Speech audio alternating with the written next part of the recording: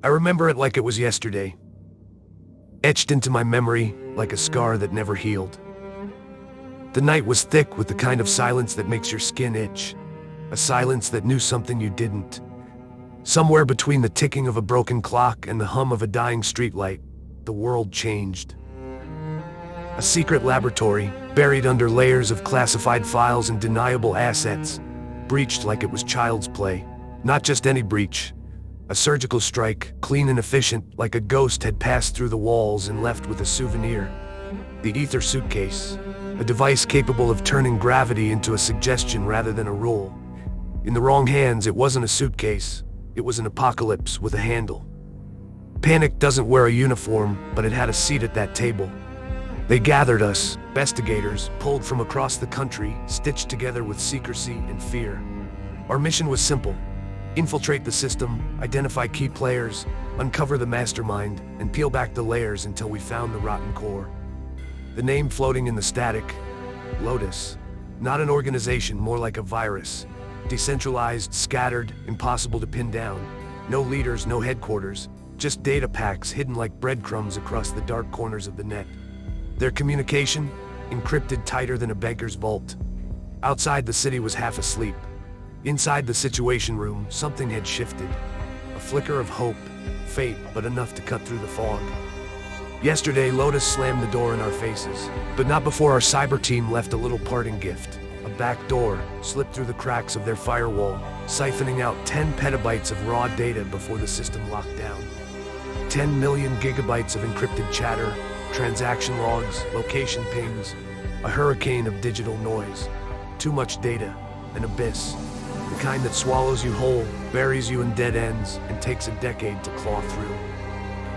But every case has a rabbit. You just have to know where to look. The analysts, over-caffeinated, under-rested, mined through the wreckage like prospectors panning for gold. And against all odds, they struck a vein. They pulled a rabbit out of the hat. 3 names, 3 dossiers, 3 targets. Suspect 1, Ghost, the Phantom. You don't find Ghost, Ghost finds you. Ex-intelligence, cyber warfare specialist.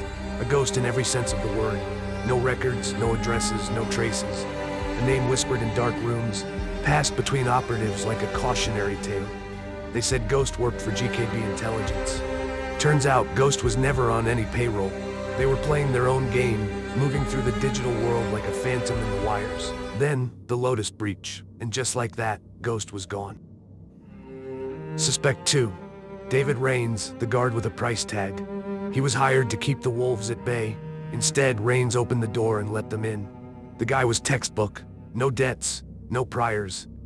25 years on the job, never called in sick. Clock in, clock out, go home, eat dinner, sleep. Repeat.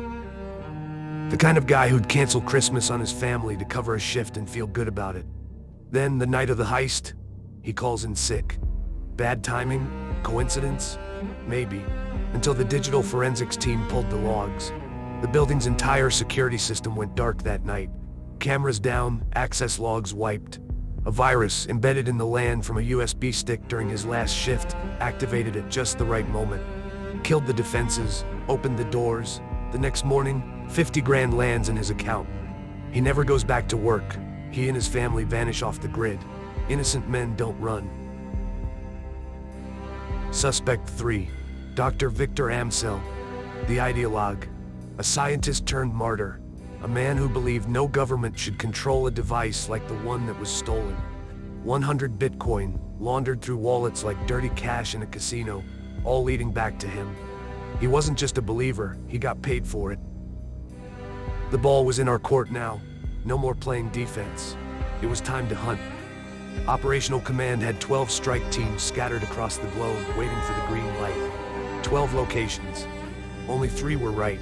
Pick wrong, and they'd slip away, sand in the wind, never to be seen again. Pick right, and by sundown, they'd be in a dark room, staring at a bare table, a single lamp burning in their eyes.